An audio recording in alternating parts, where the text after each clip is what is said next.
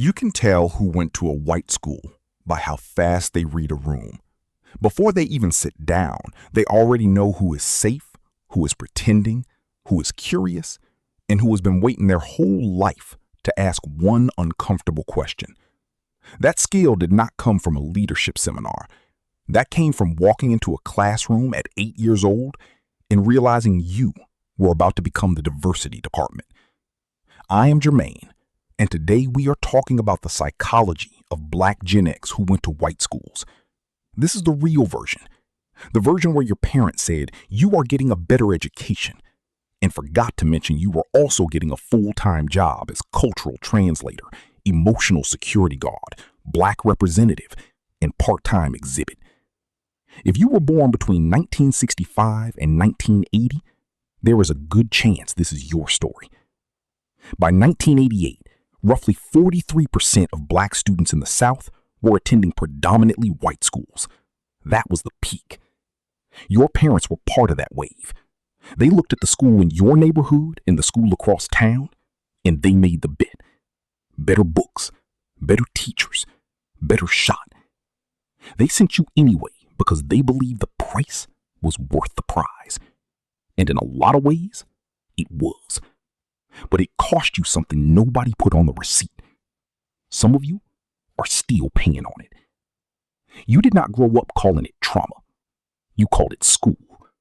You packed your lunch, got on the bus, walked into that building, and learned the first lesson before homeroom even started. You were different. Nobody had to say it. You could feel it in the hallway. You could feel it when people stared a second too long. You could feel it when the teacher mispronounced your name with the confidence of somebody opening a locked door with a spoon. Then everybody looked at you to see if it was okay to laugh. That was the beginning of the performance. You learned early that being yourself was allowed, but only in certain portions. Too loud, you were aggressive. Too quiet, you had an attitude. Too smart, you were showing off. Too funny, you were entertainment. White kids got to have moods.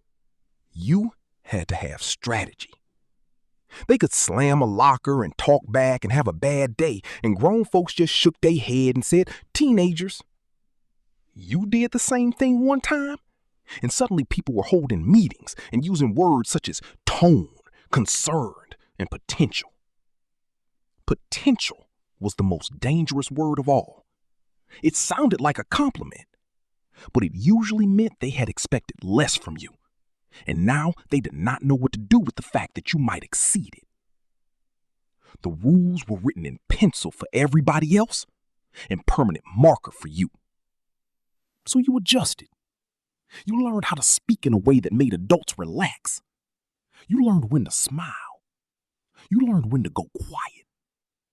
You learned when to act surprised by things you already knew.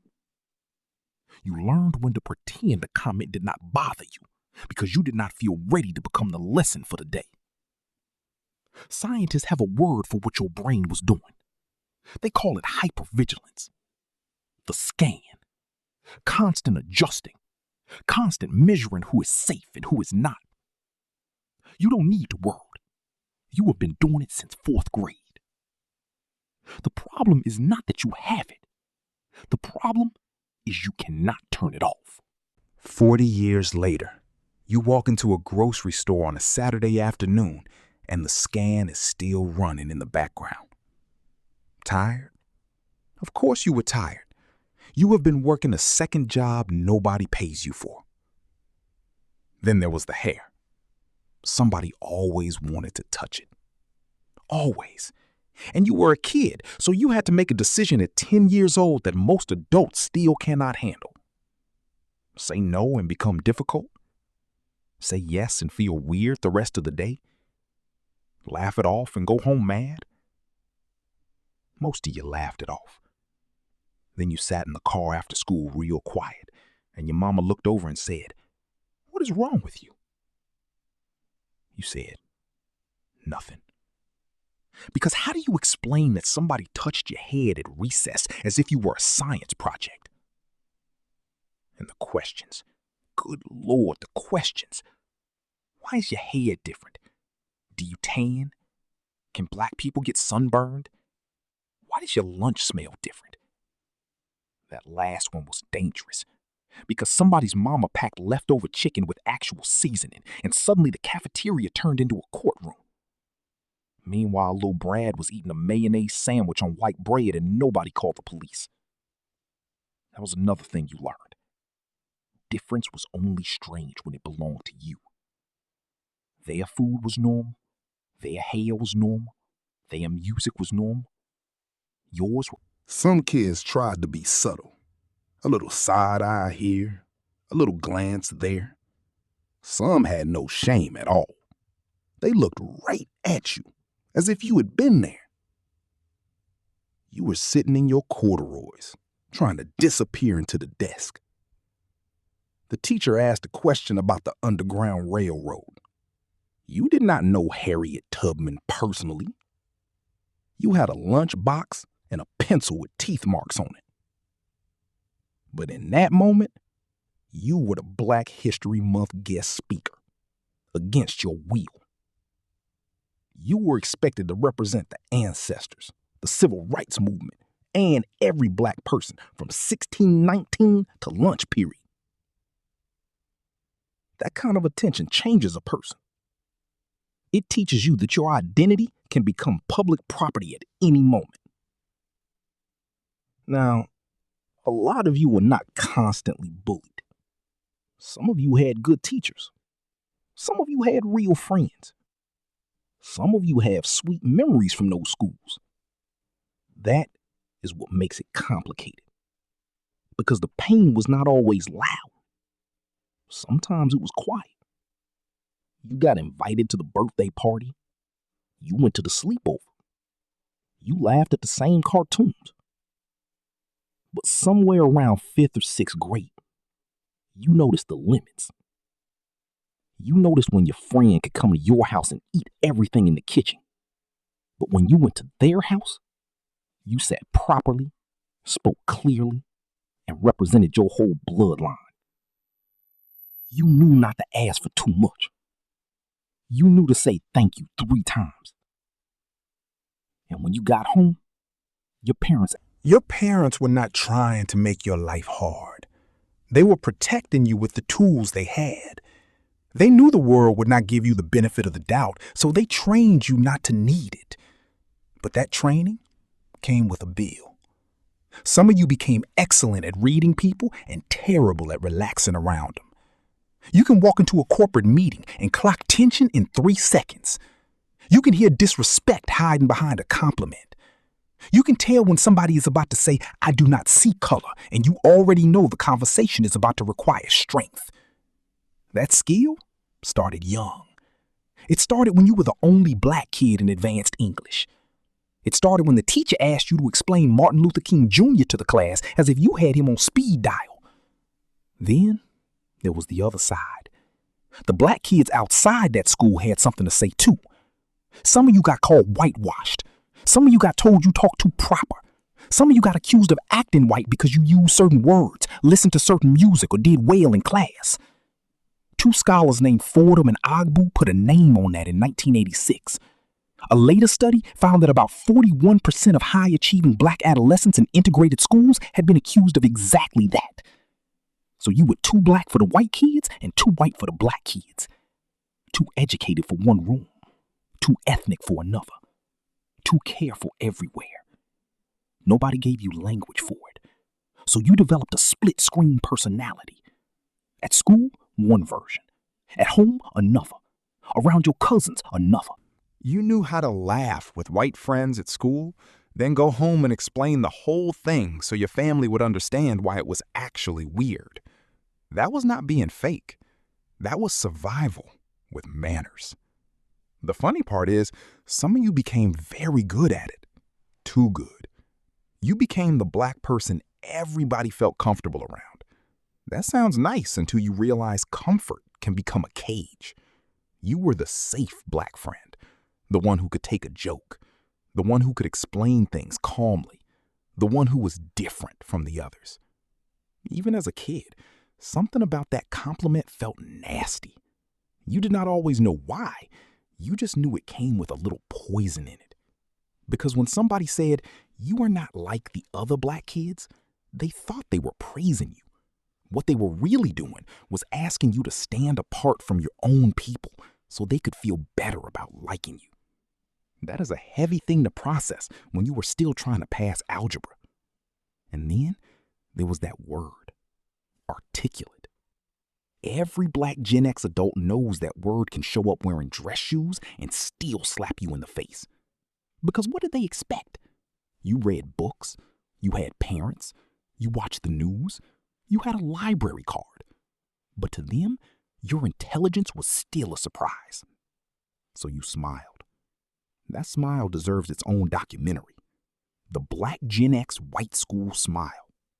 Polite enough to keep the peace, tight enough to hide the irritation, quick enough to end the moment before you said something that would get you labeled for the rest of the semester. Some of you had guidance counselors who looked at your grades and aimed low anyway. You said you wanted college. They suggested a backup plan. You said law, medicine, business, engineering. They said, "Are you sure?"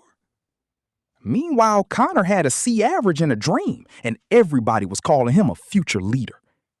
You saw that. You may not have had the words, but you saw it. That is what white schools taught a lot of you. The official lesson and the hidden one. The official lesson was math, English, science, history. The hidden lesson was how power works. Who gets excused? Who gets watched? Who gets encouraged? Who gets second chances? That knowledge made you sharp. It also made you tired. There is a personal essay that sticks with me. A woman wrote about her best friend in elementary school, a white girl named Amanda. The teacher used to call them Ebony and Ivory. They were inseparable. They had deep conversations about things most kids their age never thought about. Then, by the end of junior high, they had drifted. Not because of a fight, because their worlds started splitting along racial lines. They couldn't share the same makeup. They couldn't talk about the same boys. They couldn't move through each other's circles the way they used to. She wrote that eventually, she just needed black friends. Girls who liked the same boys, went to churches like hers, and understood her world while her having to translate it. That drift was not a failure. That was a reckoning. A lot of you had your own Amanda. A lot of you did not know what to call that quiet grief until just now. Some of you found your lifeline in something specific. Sports, drama, choir, band, dance, debate. Somewhere the rules were clearer and the playing field was a little more level. On the court or on the stage, your body was doing something everybody understood. And for a little while, the other stuff faded. A lot of you are still chasing that feeling. Now you're in your 40s and 50s. You built lives, raised children, made careers in rooms where you were sometimes the only one. And here is the part nobody tells you. That whole experience trained you for something nobody else your age had to learn that young. A survey of Fortune 100 companies found that 96% of major employers say it is important for employees to work comfortably with people from different cultural backgrounds. You were trained for that before you had a resume. You can sit at any table. You can talk to executives, cousins, church folks, clients, and the person at the DMV who clearly woke up ready for war. You can shift without losing yourself. That is a real skill. But power does not erase the cost, because the scan is still running. You still notice when you are the only black person in the room. You still notice when somebody changes their tone. You still notice when a coworker repeats your idea and suddenly it becomes brilliant. You still notice when someone says, "You are so well spoken," and your spirit quietly takes its earrings off. The training never turned off. It just got quieter. There is a moment a lot of you have. You walk into a black space, a cookout, a family reunion, a Saturday afternoon at your sister's house, and your shoulders drop. Your laugh gets louder. Your hands start moving more.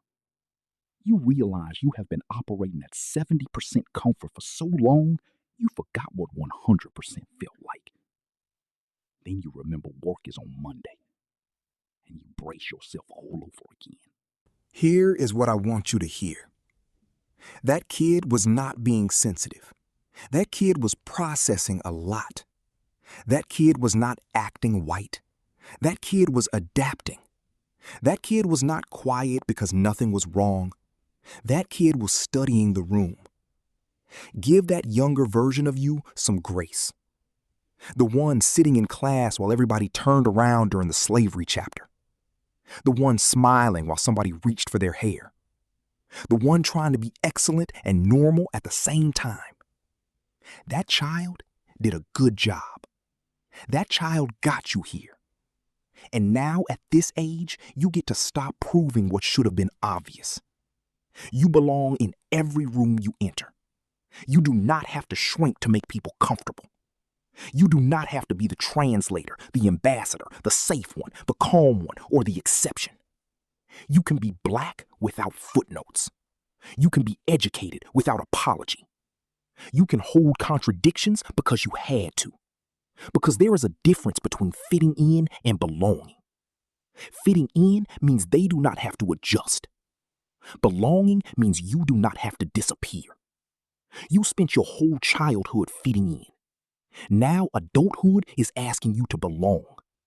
That is different work, but it is the work that is still yours to do. Your parents made a bet on access. You paid part of that bill with your childhood, but you walked away with something rare. You know how to survive almost anywhere. You know how to stand alone without falling apart.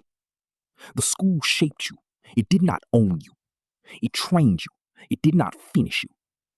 So when the scan kicks in, when you walk into a room and start measuring, adjusting, reading, just pause. Ask a better question. Does this room deserve that much of me? You are not 8 years old anymore. You are not there to make everybody comfortable. You are there because you belong, and the room can adjust. Thanks for watching. I will see you in the next one.